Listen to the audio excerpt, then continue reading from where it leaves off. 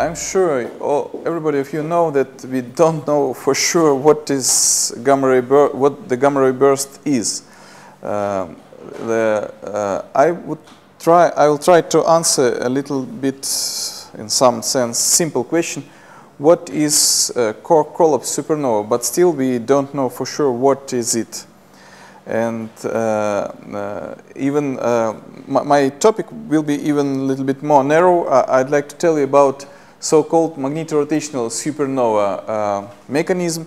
And just at the end of my talk, I plan to tell a few words about its connection or possible connection with gamma ray bursts. So this is outline of my talk. I plan to make a very brief introduction, then tell you and try to explain what is magnetorotational mechanism of supernova explosion and how it works. And then I'd like to present our results of simulation with different type of field, the appearing and development of magnetorotational instability, and then our simulations with different core masses, rotation rates, and dependence of the supernova explosion energy on these parameters. And almost at the end of my talk, I will tell you about our recent results, namely simulations of magnetorotational supernova with different equations of state and comparison of different simulations, and hope to come to conclusions in the end. So this is everybody of you, I'm sure, know this pretty standard supernova classification. The very rough classification says that supernova can be divided on two types. Type 1, when we don't see hydrogen in the spectra, and type 2, when we can see hydrogen lines. And there is a more detailed classification, type 1a. It's so-called, I would say it's a very special type of supernova. And one of the simple features of this type of supernovas is that their light curves are very similar to each other. And the explanation of the mechanism of this type of supernova is more or less at the advanced stage, so to say. So most supernova community agree that this is thermonuclear supernova, and detailed numerical multidimensional simulations show that supernova energy and details of explosion light curves pretty good can be explained by the theory. There are another types, type 1b and type 1c supernova with some details which are written here. And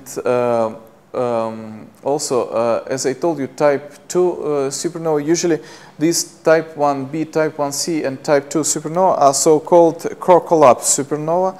And of course, there is more detailed supernova classification. For example, tomorrow in the talk of Professor Chugai, there will be, his talk will be devoted to supernova type 2n, and so on. So, just again, I want to continue the introduction. How can we see and what do we see at the final stage of the stellar evolution? We have loss of stability, we have decrease of adiabatic index. I just briefly describe all the processes which take place for core collapse supernova iron dissociation. We have collapse itself at the high densities and high temperatures. We have matter neutronization. And in the central part of the collapsed core, collapsed iron core, the matter reaches nuclear values. In our simulations, we found this value, but it can be a little bit higher or lower. Of course, for these extreme parameters, it's important to take into account processes connected with neutrino, and in the central parts of the core where neutron star is forming, one of the most important type of processes are Urca processes. And it's important to point out that due to so high density, and also if we have very high magnetic fields, extremely high magnetic fields, like 10 to the 15 Gausses, the matter becomes non-transparent for neutrino. And at the final stage of the collapse, we have formation of proton-neutron star with radius from 10 to the 20 kilometers. And we know from the theory that if the matter mass of the star is more than 30 to 40 solar masses, the black hole will be formed. And everybody of you know that it's a very bright event. The supernova explosion during the explosion, short explosion stage increases its brightness up to 9 to 10 orders, and we know that maximal supernova luminosity is can be comparable with galaxy luminosity. And theory and observations predict that for more or less standard core-collapse supernova, the explosion energy is something like 10 to the 51 ergs. There are there is a more or less long history of the development of core-collapse supernova theory. One of the first model was spherical symmetrical model, suggested by people and investigated by people written here, Colgate, White, then Russian people also. And this model, 1D numerical simulation of this model showed that after the collapse, a shock, bounce shock appears, moves from the forming neutron star to the distance about 100 kilometers, maybe 200 kilometers, and stops, and no explosion. But what we have from the observations, and we know that practically almost all, maybe all supernova explosions are asymmetrical, and one of the very good examples is supernova 1987A. The next step was to take into account neutrino convection, of course, to go from 1D to 2D or multi-D or 3D approach, and to take into account neutrino convection and different hydrodynamical instabilities. And there are different groups in the world which work. They try to take into account neutrino convection inside proton-neutron star, which a little bit increase the energy of the radiated neutrino, but still doesn't help to explosion. And people also try to simulate neutrino convection after the shock front. And now a few groups in the world try to simulate directly the Boltzmann equation with all detailed neutrino physics in 3D, in general relativity, to try to explain the explosion of supernova by neutrino. But the results of simulations are not still completely reliable. I mean, the people who work with neutrino supernova, sometimes they get explosion, sometimes they don't get explosion. But another important point, they don't reach energy of explosion up to 10 to the 51 erg. Usually it's about 5 or 10 times smaller. And there are another mechanisms which were suggested a little bit more recently, so-called SASI, which still is developing. When we have this bounce or accreting shock, and during the long time, it's expected that the instability of the shock will be developed and it can lead to explosion. But also still multidimensional self-consistent simulation doesn't give explosion every time. And another mechanism was suggested by Adam Burrows, so-called acoustic supernova, and the idea was if we have neutron star, just burned neutron star, and this stalled shock, the idea was that acoustic energy will be tuned by some mechanisms, and then it can lead to the pushing the shock and producing supernova explosion. One of the other mechanisms is so-called mechanism is connected with phase transition, when we form not just neutron star but quark-gluon plasma, so-called strange star.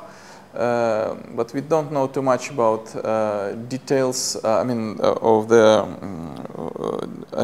properties of the matter in this condition. And the mechanism which I want to tell you about is mechanism which was suggested by Bisnavati-Kogan in 1970, more than 40 years ago. It's a mechanism which is connected with rotation and magnetic field. I think everybody of you know that when we have collapsing a star, we have more than enough sources of energy to produce explosion. It's neutrino energy, which is extremely high, it's gravitational energy, it's rotational energy, and so on. And the only problem is how to extract and at least small part of any types of this energy and to transfer it to the kinetic radiational energy. And the idea of Bisnavati-Kogan was suggested to take part of rotational energy, in some sense it's part of gravitational energy, and transfer it to the explosion energy by magnetic field.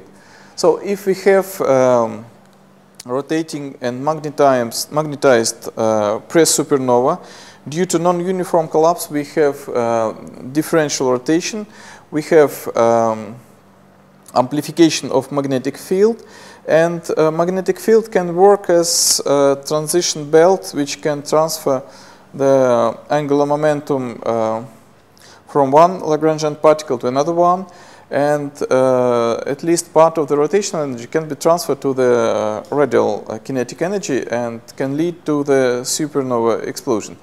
And approximately the same time, the first 2D calculations made by LeBlanc-Wilson were published, and they use extremely large initial magnetic fields. The magnetic field energy was approximately was comparable with gravitational energy of the star, and due to configuration of the magnetic field, they found that the explosion or ejection works like a jet which is collimated to the axis. Since that time, different groups work in this field and still continue. Not everybody is mentioned here, cited here, but it's rather popular topic now. Especially, it's also important in connection with possible gamma ray burst explanation. So, for example, if we could reach the explosion energy for magnetorotational supernova up to 10 to the 52 ergs, then it could be quite good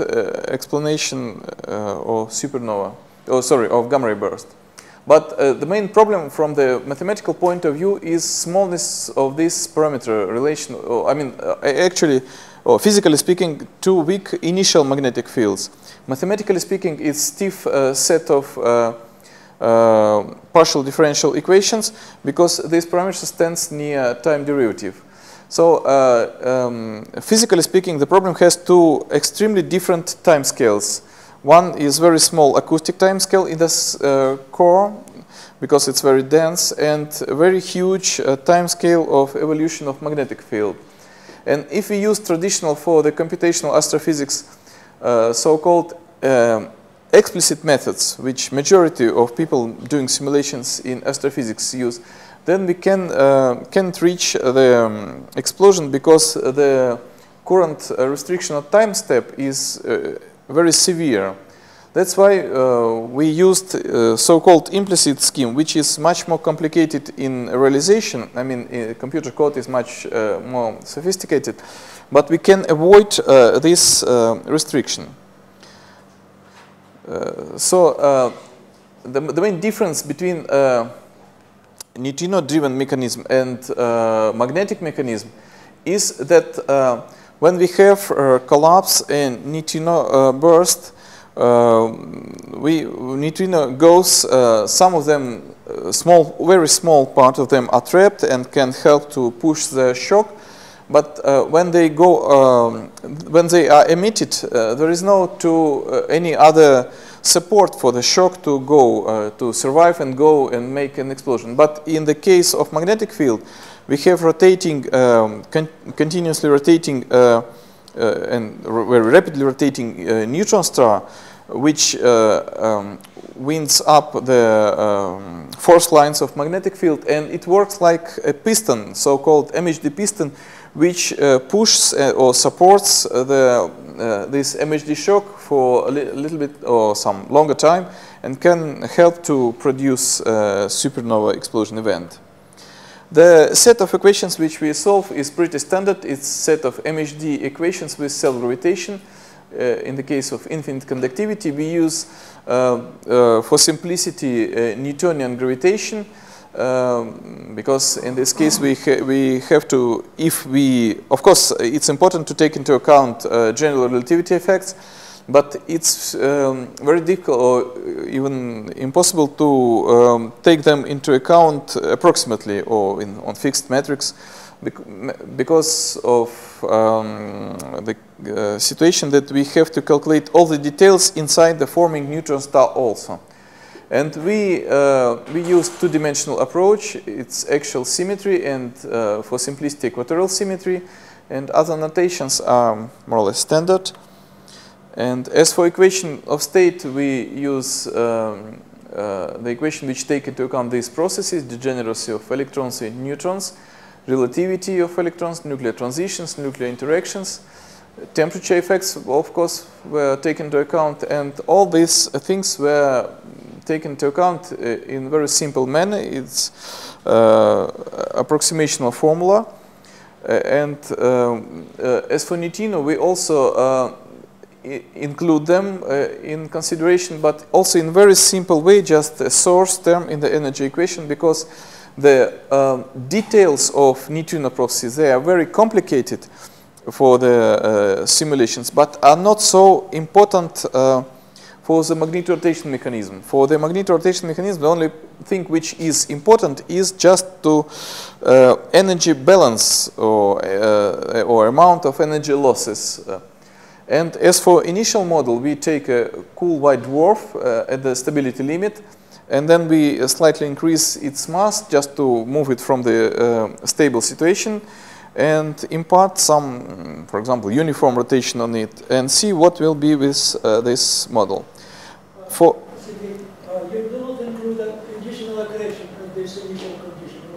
What? So this is a singular object. Oh yes. The mass exceeds each other, etc.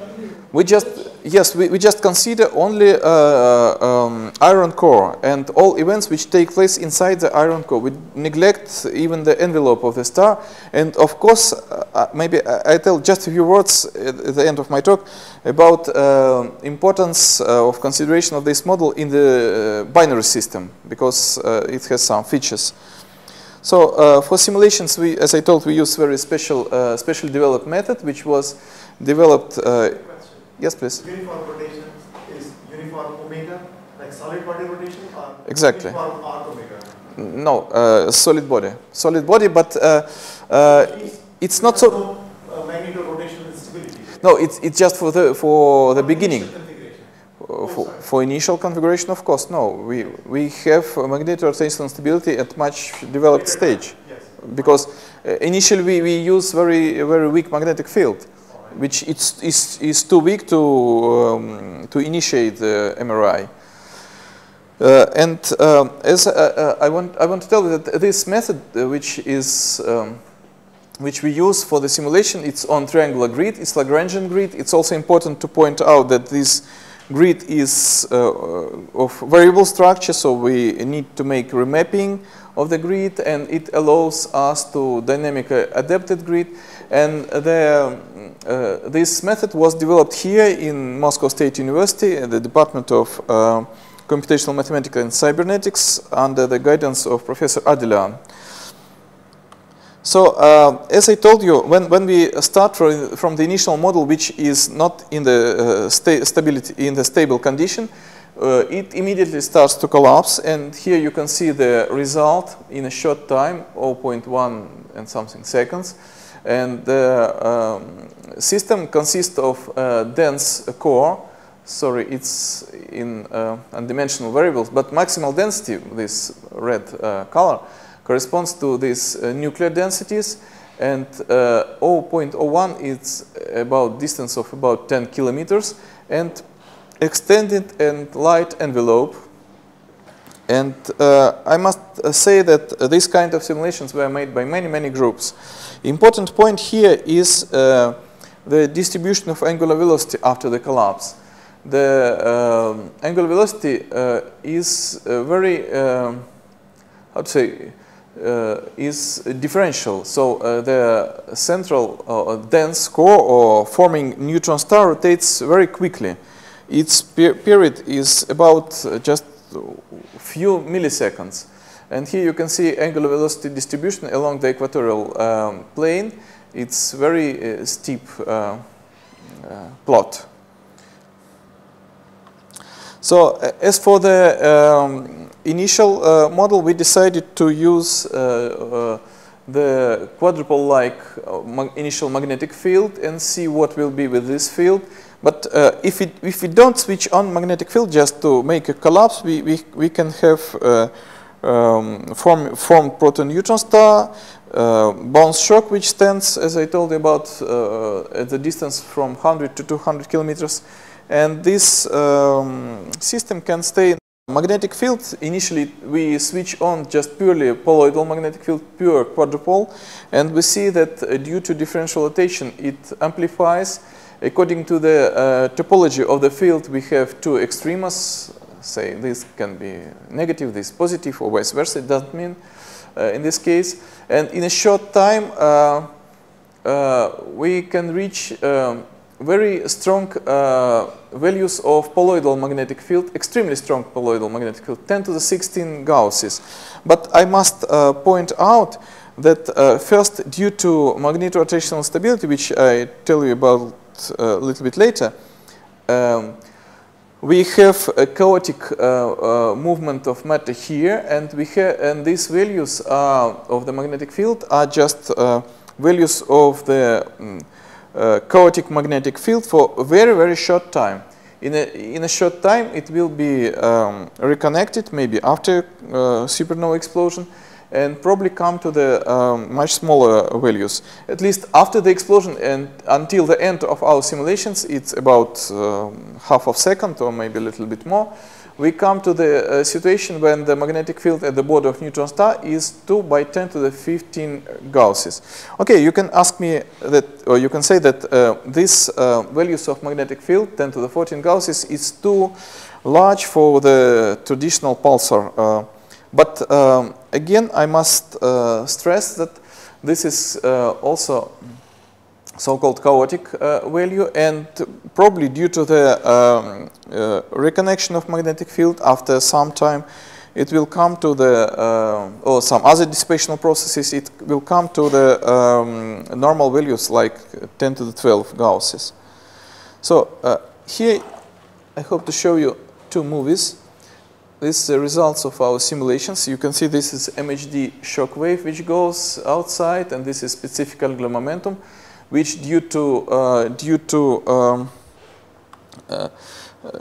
configuration of magnetic field, namely a quadrupole-like magnetic field, mainly is developing near the equatorial plane. And this is a time evolution of different, not all, but most important types of energy. The black line is time evolution of rotational energy. This is the main reservoir of the energy for supernova explosion. And another important plot is blue one. It's kinetic poloidal energy, or energy of radial motion. And actually it's explosion energy. And you can see that about 10% of the rotational energy was transformed to the explosion energy.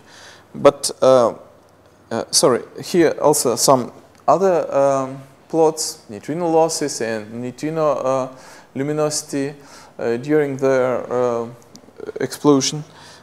And here are two main plots of the simulations. It's ejected energy and ejected mass. As for ejected mass, is very small because here because we consider only the iron core. When the shock will move through the envelope, it will involve much more mass. But as for ejected energy or explosion energy, it probably will be saturated to this value, and we come to the result to the value 0.6 by 10 to the 51 ergs. And it's pretty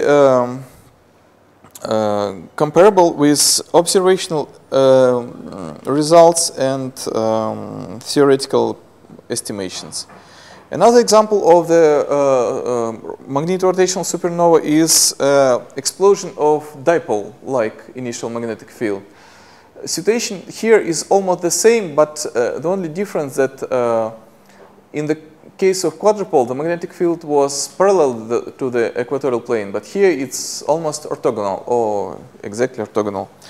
So, and in this case, the picture, or I mean the scenario of the explosion is a little bit different. We still have MHD shock, which goes outside and which is pushed by the MHD piston, but due to topology of the magnetic field, now it develops in different direction. Now it develops mainly near the rotational axis, and we can say that it looks like forming proto-jet, which probably it's not too collimated. But you can see entropy here and specific angular momentum here. It's not very collimated, but when it will be developed through the magnetized envelope, and it's strongly and non-uniformly rotating, we hope that then, or even maybe a little bit later, it can be collimated due to magnetic field. And the explosion energy and ejected mass are approximately the same as in previous situation. So it's pretty good for the normal supernova. Now I want to tell a few words about historical things connected with this mechanism. After its suggestion, some years later, it was attempt to simulate it in 1D.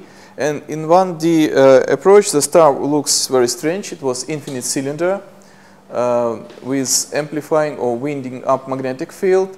And it was found from the simulations that when we decrease the strength of initial magnetic field, the time of explosion or the time of amplification of magnetic field increases very, very significantly. If we have this parameter, so explosion time is proportional to the 1 over square root of this parameter. So if we decrease alpha by 10 orders, then we have the time of explosion, which is a million times or 100,000 times larger than just physical time. Time of yes, but is this second or this hydrodynamical scale? It's undimensional. It can be second. Usually, of course, it's seconds. But it's just a model. I just want to tell you, the drawbacks of 1D model because of lack of. In 1D case, we don't have enough degrees of freedom, and we don't have possibility to develop any instabilities. This is connect with number of periods? Definitely, yes, of course. You can see it here. You can count it here. But in 2D case, we have much more interesting situation. We have extra degree of freedom. And in this case, magnetic field can be, or different components of magnetic field now can be amplified exponentially. And it's connected with the development of magnetorotational instability, which means that magnetic field, as I told you, grow exponentially. Different types of magnetorotational instability were investigated by different people during many people, starting from Denji, Velikhov, Chandrasekhar, Tyler. Then it in 1990 first was successfully applied to accretion disks by Balbus and Hoyle, and then it still was investigated by different people numerically and theoretically. And here the plots, it's time dependence of, for example, say magnetic toroidal energy in ergs for different values of this parameter. We made simulations for very wide range of this parameter from 10 to the minus 2 to 10 to the minus 12. And I must say that if no MRI, then even application of implicit scheme, which is free from the restriction on time step, we couldn't make simulations for small values of this parameter. Thanks to MRI, we can reach explosion even for a very, very small magnetic field in 0.5 seconds starting from the beginning. Because components of magnetic field grows exponentially, and we immediately come to the situation when the pressure of magnetic field is enough to produce explosion. And here we plotted so-called experimental curvature or experimental line from our numerical experiments, showing that time dependence of this parameter alpha in 2 decays is absolutely different. In this case, for example, I want to show you that if we have alpha decreased by 6 orders, then explosion time is increased only 2 times. It's again in undimensional variables. You can say it hours, you can say it weeks, seconds, but it's just for example. Of course, it's less than a second in reality. And this is just a series of pictures explaining how it works. The color is a toroidal component of magnetic field. The arrows are the poloidal one. And when we have collapse and linearly increased components of magnetic field, we come to the situation when we have poloidal vortices, and these poloidal vortices increase poloidal components of magnetic field due to the fact that magnetic field is frozen into the matter. And this stretched or poloidal magnetic field immediately lead to increase of the toroidal magnetic field. The increase of toroidal magnetic field leads to increase of these poloidal vortices, and we have positive feedback and the development of instability. And we suggested a so-called toy model for the explanation of this situation, and show that it's possible to have exponential growth of magnetic field in this toy model. The next point which we decided to simulate is what will be the dependence of the magnetorotational supernova explosion energy on the core mass and initial angular momentum. We calculated number of variants with different initial core from 1.3 to 1.75 solar masses, and with different initial rotational energy. And we found that when we increase the mass of the star, we increase the poloidal energy. And especially important point that we increase the explosion energy when we increase the energy of rotation. So in our simulations, we reached something like 2.5 by 10 to the 51 ergs of the explosion energy, which is pretty good. For instance, when you are taking this initial angular velocity of 2.5 per second, when it collapses, is it starting to, the proto-neutron star is rotating almost at the breakup speed or not? So for the higher rotational speed. That's right, that's right. Is the proto-neutron star that far, is it rotating approximately at the breakup speed, or what is the speed compared to the breakup speed? Well, it's difficult to, of course it's pretty close to breakup speed, but... Pretty close, but I know it's pretty close, but the question is it like 10% of the breakup speed, is it like 50% of the breakup speed? It's difficult for me to answer you now with numbers, but I must say, I can say that we see the formation of neutron star with nuclear densities, because as far as I understand, if the rotational energy or rotation of the neutron star would be too large, then we don't see even the formation of the neutron star. It will be just ejected or just stretched. And what important point to mention here, that the magnetorotational supernova explosion mechanism always produce asymmetrical supernova. And another point which is also important for this mechanism, that jet, possible kick of neutron star or jets and rotational axis are always aligned. And in the paper by Johnson and colleagues, they show that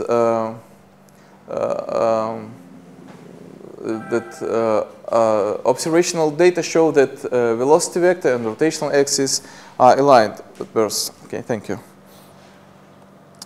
This picture, I just want to show you a very nice example made by Hanava and colleagues of first 3D simulation of magnetorotational supernova in very simplified approach. They use strong initial magnetic field, very simple equation of state, no neutrino transport, but they show that the jets which they found are directed along the axis of rotation. And here, well known for you, a picture of case A, and some years ago the second jet was found, and we expect that probably this supernova was exploded as magnetorotational supernova. And just a few words about our recent results. Now we applied modified equation of state with approximate treatment of electron captures, neutrino transport. We used a little bit simplified neutrino leakage scheme, and we add these two equations to the set of equations which we were solving, and take into account neutrino transport in this way. We also take into account neutrino pressure just to be physically more correct. And I must say that comparison of results with this much more complicated physics is in pretty good agreement with our simplified physics. When we used equation of state which didn't use YE and YL. And the explosion energy and all details are very good. We also found the formation of magnetorotational instability and all other details. So I come to conclusions which can be expressed in the following. First, the magnetorotation mechanism works. It gives supernova explosion. It pretty weakly sensitive to the equation of state and details of neutrino cooling mechanism. Its magnetorotational supernova are always asymmetrical, what we have in nature. Sometimes we can get collimated jet, which can be directly connected with gamma ray bursts. And I didn't tell about it here, but we can easily, due to configuration of magnetic field, we can have one-sided jet and kicked pulsar, which is moving pretty rapidly. And of course, it's important to explain all details of this mechanism in 3D. And I hope that tomorrow morning, the first talk of Professor Nagatake will be devoted some 3D results of connected with these things. Thank you.